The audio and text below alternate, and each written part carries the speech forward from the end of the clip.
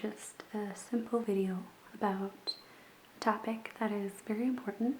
I am a solo female traveler, and something I get asked about quite frequently is travel safety.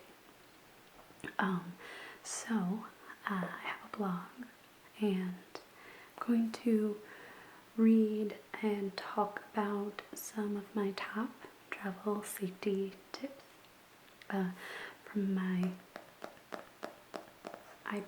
And I thought that would give me a chance to provide some information as well as get some tapping in. Okay, so let's first talk about travel safety gear. There are a few pieces of gear that I'm a big fan of and I don't really leave home without.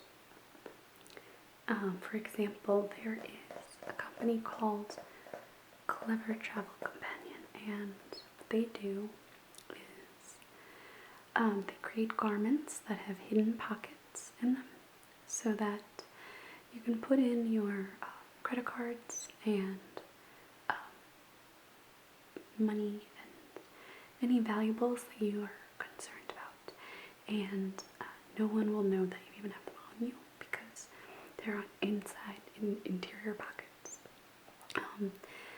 They make underwear, shirts, long johns. I have like 5 different types of clothing, so there's a lot of different things to choose from. Another item, and the other benefit for the ladies is that you don't have to carry a purse, which I really like.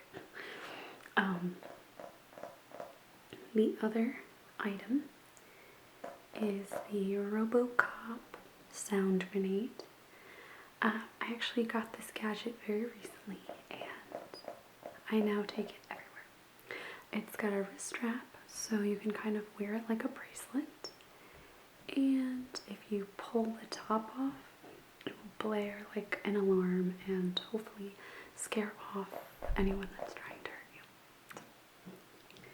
Something else that I always carry is a safety whistle.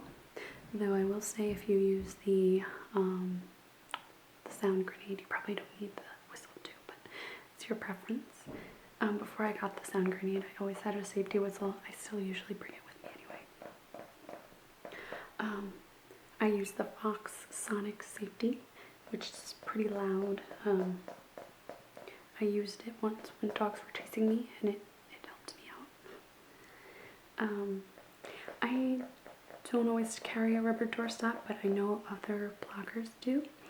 I know a few people who have actually had their hotel rooms broken into while they were in them, or even by hotel staff. So having that doorstop on the inside of the room in the door gives you an added layer of protection. My neighbors are so loud. Sorry. It's the downfall of living in Brooklyn with everyone on top of each other. A combination lock is a great idea. I actually use this in New York City sometimes if I have my backpack on and I have like laptop in there or something. I will like lock the zippers together. There is a product called a no roaming sticker. Skype is good if you have strong Wi-Fi, but you don't always have Wi-Fi, and also Skype isn't that great. I don't know. I use it, but it's not that great. But no roaming is a sticker that you can affix to your SIM card, so it works without Wi-Fi and you get local rates. So if something happens, you could call the local authorities. And also use it to keep in touch with your family and friends so they know where you are. There is a fragrance that I use that I really like. It's all natural and makes use of essential oils, and it also acts as an insect repellent. So, glow bracelets. I have them for when I ride my bike at night. Even better would probably be the full-on vest. And you can get those things for really cheap on Amazon. So I'm a fan. A neck wallet. This is if you use the Clever Travel Companion clothing, you don't need the neck wallet, but I do have one for when I jog. It's basically a fanny pack for your neck. It's like a necklace that goes in your shirt, and you can put your kind of valuables in there. There's an app I really like. It's called Emergency App, and it is by the Red Cross, and it's a free app for both iOS and Android. It's kind of a go-to resource for travelers, and it helps you in a myriad different types of emergencies. You can customize different emergency alerts. That's a really good one to have.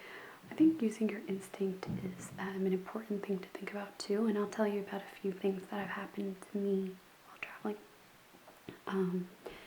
One time I was in Rio and I don't know if you can even hear this, but it's so loud. And I was told not to flash my money, but I was just taking out like $1, and I thought that would be okay. And someone saw me, and it wasn't okay, and he chased me. And I saw this group of women, and I didn't speak Portuguese, but I ran into their group. They were talking, and they saw what was happening, and they like pulled me in and started pretending to talk to me. It was nice. That was like really kind. Another time, I did not have a safety whistle with me, but I was hiking alone, which I enjoy it, but it can be scary sometimes. In Ecuador, and I'm on the trail, and all of a sudden a dog comes out, and he's really big and angry, and he was growling at me. Yeah, and so I actually remembered this episode of The Simpsons where Lisa is Sacagawea, and she's showing Lewis and Clark how to scare off like a cheetah or something, and she's like, make yourself big. So I did that, and I grabbed a big rock, and I was like trying to like make myself look really big. And then I was screaming in Spanish for people to help me, and then finally people heard and came, and the dog went away. But I actually have fake teeth because of a dog, so I'm not in love with strange dogs. Another time, I was on a tour in Chile and traveling alone, as I do, and the guide, I think he was drunk, I don't know, he started hitting on me a lot and like kissed me during the tour when like I was like behind, and then he like came to my not Airbnb, but bed and breakfast. This was a while ago, and was like asking the lady that lived there for me to come out, and he was like really drunk, and luckily she made him go away. But yeah, I guess that was an instinct. That was pretty obvious that he was a weirdo. But so I've had a few like kind of times, or even just meeting people that I like get a weird vibe, or a situation that I feel like I don't want to be in. I always carry the hotel's business card where I'm staying. I make sure like I have their info, because maybe I don't speak the local language, or maybe just being somewhere new, I might not know exactly where I am. So when I'm in like a situation that I feel like I don't want to be there, I can like grab a cab or whatever really fast and just give the card and get away. So I think it's really important to always trust your gut. A lot of times you're afraid to be rude. Who cares? You're never going to see these people again. So, and maybe you want to keep it that way. I always think back, this is very not relaxing story, but to the movie The Girl with the Dragon Tattoo when the hot actor, I forget his name, James Bond, he knows this guy is a bad guy and he goes inside anyway because he wants to be polite, and he gets captured and the guy's like, I know you knew that you shouldn't have come in, why'd you do it? Because you wanted to be polite. So don't be polite, be rude. Now along with the app that I mentioned, there are a few other apps that I think are really good. If you're from the US, you can sign up for something called Smart Traveler, and it was created by the US Department of State. It provides specific government information about a foreign destination, such as current travel warnings and alerts. It also gives contact information for US embassies and the consulates. The app lets you kind of access your account really quick. Another app is called Sitata, S-I-T-A-T-A. It's focused on health and safety. The company behind this app monitors media sites worldwide for news on real-time events happening around the globe that disrupt travel. Now, their alerts are displayed on a map alongside additional information and what to do advice currently in over 200 countries. The latest update to Sitata is a community board where travelers are permitted to write posts on their experiences on anything from a transportation tip to warnings about thieves or pickpockets. I use Safer VPN for my VPN network. Accessible and even free Wi-Fi is great, but an open network can put travelers at risk for having your identity stolen. Now, this app turns into a virtual private network or a VPN, which enables users to connect to a remote server and direct traffic through a secure network, surfing the web with bank-level encrypted connection. I'm reading a post that's on my own site. And they can also change their IP address to match their preferred location. So it's a good idea to have these VPNs. Other than that, you can also get all the content that you typically wouldn't be able to get abroad, but you can get back home.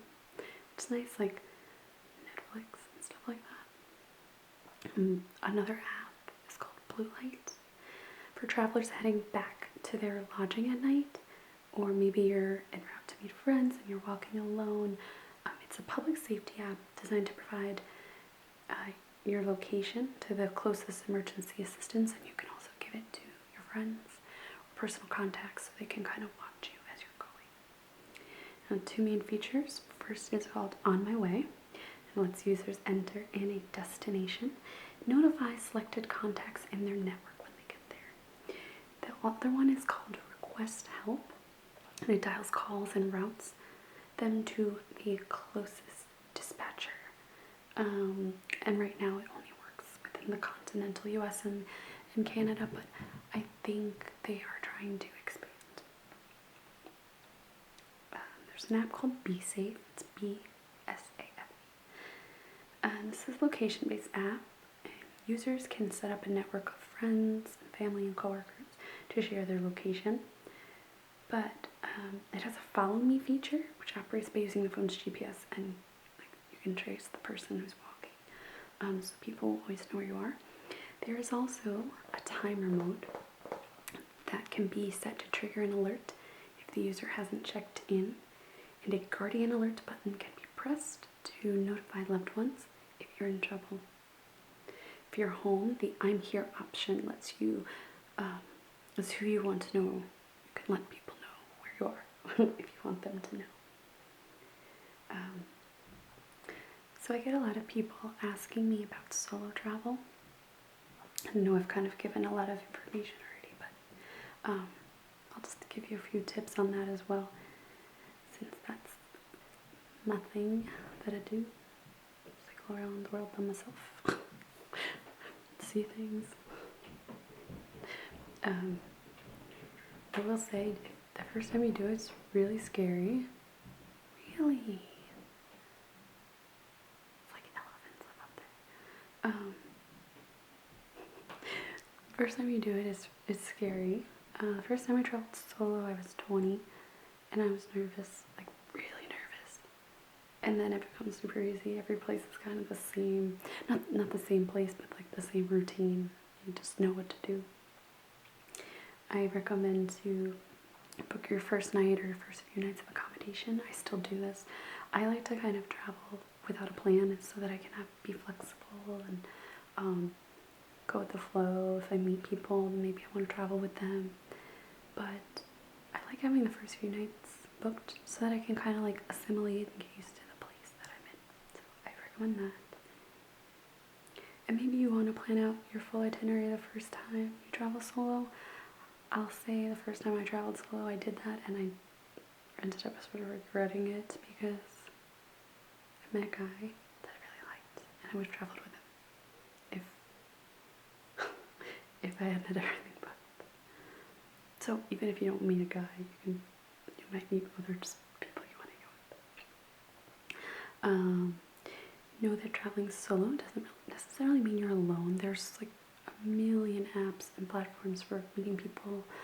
I'm pitched a new one every single day, but like the ones I use are couch surfing. I am a couch surfer, as in I sleep on people's couches, but I also use it for the forums. So if you're in Buenos Aires, you can go on the Buenos Aires forum and say like, hey, I'm in town, let's grab a drink. I remember my 25th birthday, I was in Mendoza all by myself, and I went couch surfing, and I said, hey, I'm all alone on my birthday, and I had like 10 people take me out for like this awesome steak dinner, and we went out dancing until 6 in the morning, so it was really cool. It's really just, like, people are really kind. That same trip, I had this guy I'd never met. He bought me a train ticket to go hiking with him. Like, I paid him back, but he, like, trusted me to, like, get my ticket for me. So, yeah, that's a great one. Meetup.com, I use that at home, too. And, basically you join groups about certain topics. Like, jumping jacks or something. I feel like the room is gonna give it. Oh, it's so hard to make smart videos and live in New York City. It's like impossible. So anyway, enough complaining. You join different groups on Meetup relating to your interests, and then you can go to different events and meetups, meet new people. I also do use Tinder and OkCupid and all that for traveling. I actually met my last boyfriend on Tinder when I was traveling with a long distance relationship for a little bit. But you don't have to use it to date. You can just use it to meet people and be honest that you're not looking for anything romantic. If you are going to do a travel buddy that you meet online, I've done that. Make sure you ask them like really a lot of questions, like what's your budget? What are you like? Because I traveled with this girl. The first time I traveled solo, I actually did travel with a girl for a little while. I met her on a site, Globo Troopers, I think it was called. And her budget was like, I mean, I'm a budget traveler. Her budget was like nothing. And she didn't eat. And if I wanted to eat, she was like mad at me. And she needed every single thing planned out. And it was insane. It drove me nuts. And then one day she slept late. And we had a train and I didn't wait for her. And I said I would meet her. We had our hostel booked, so it's like we both knew where we were going, and I didn't want to wait around, so we had met other people we were going with too. And keep in mind, this isn't my real friend. If I did that to a real friend, maybe it would be a little mean, but I didn't really know this girl, and she cursed me out, so that was the end of that. But yeah, it's hard to find people that you could really travel with, and when you travel solo, it's like you have that ultimate freedom that you can do whatever you want, and you don't have to like compromise your itinerary and all, so it's kind of cool. Okay, I'm gonna leave you with that because I'm really hungry and I have a dinner to go to, and my neighbors are doing jumping jacks, so I hope maybe you learned something. I hope that my voice is nice and soothing. And yeah, I hope I'm gonna try to make another video soon. It's a little tricky because the room that I'm in here is also the room that I Airbnb out, and so usually there's someone living in here. Might be creepy if I like come in and make videos in the room, but maybe they won't care. So I have someone coming tomorrow, but yeah, when she leaves, I'll